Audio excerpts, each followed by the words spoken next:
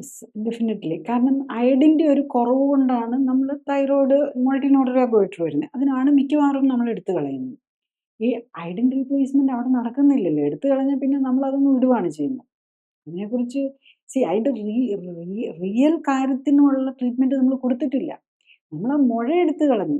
മുഴ എടുത്ത് കളയുന്നതെന്ന് പറഞ്ഞാൽ ഒരു വലിയ കാര്യമല്ല. കാരണം ഒരു സർജിക്കൽ സ്കില്ലുള്ള ഒരാൾക്ക് അത് എടുത്തു കളയാൻ ഒരു ബുദ്ധിമുട്ടുമില്ല. പക്ഷെ അതിലും മച്ച് മോർ ഇമ്പോർട്ടൻ്റ് ആയിട്ടുള്ള കാര്യം ഒന്ന് എടുത്ത് കളയാതെ ഇരിക്കാനായിട്ട് എന്ത് ചെയ്യാൻ പറ്റും? അല്ലെ ആ മുഴ ഇപ്പൊ തുടക്കത്തിലെ മുഴകളൊക്കെ ആണെങ്കിൽ നമുക്ക് കറക്റ്റായിട്ട് ന്യൂട്രീഷണൽ കറക്ഷൻസ് ചെയ്ത് കഴിയുമ്പോൾ അത് തിരിച്ച് പോകുന്നത് നമുക്ക് കാണാൻ പറ്റുമെന്നുള്ളതാണ്. പിന്നെ വേറൊരു കാര്യം എന്താണെന്ന് വെച്ചാൽ ഈ അയഡിൻ്റെ ഉപയോഗം ഈ തൈറോയ്ഡ് ഹോർമോൺ ഉണ്ടാക്കാൻ മാത്രമല്ല.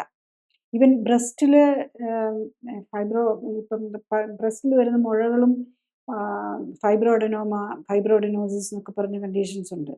അതിനൊക്കെ അവിടെയും ബ്രസ്റ്റിൻ്റെ മിൽക്ക് സെക്രീഷൻ ഇതിനൊക്കെ വളരെ ഇമ്പോർട്ടൻ്റ് ആയിട്ടുള്ളതാണ് അയഡിൻ എന്നാണ് പറയുന്നത്. അതുപോലെ നമുക്ക് കണ്ടുപിടിക്കാൻ പറ്റാത്ത ഈവൻ ബ്രെയിനിൻ്റെ ഫങ്ഷൻസിന് എല്ലാത്തിനും ഇത് ആവശ്യമാണ്. അപ്പം ഇത് കറക്റ്റ് ചെയ്യാതെ നമ്മൾ തൈറോയ്ഡ് എടുത്ത് കളഞ്ഞു വെച്ചിട്ട് നമ്മൾ റിയൽ ട്രീറ്റ്മെൻറ്റ് അവിടെ വരുന്നില്ല. അതാണ് നമ്മളെല്ലാ പേഷ്യൻസും മനസ്സിലാക്കേണ്ടത്. തൈറോയ്ഡ് എടുത്ത് കളയുക എന്നുള്ളതല്ല, അതിനെ എങ്ങനെ കറക്റ്റ് ചെയ്യാമെന്ന്. ബേസിക്കലി നമ്മളുടെ വേറൊന്നും ചിന്തിക്കണ്ട. നമ്മൾ കണ്ണിനൊരിത് വന്നാൽ നമ്മൾ കണ്ണ് എടുത്ത് കളയുന്നില്ല.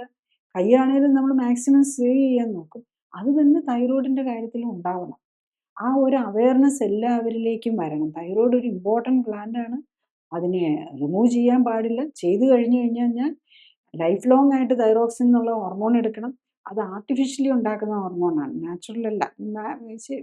റീസണബിളി കറക്റ്റായിട്ടത് നമുക്ക് ആർട്ടിഫിഷ്യലി ഇന്ന് ഉണ്ടാക്കാൻ പറ്റുന്നുണ്ട്. അതൊരു വലിയ ഗ്രേറ്റ് ഹെൽപ്പാണ്.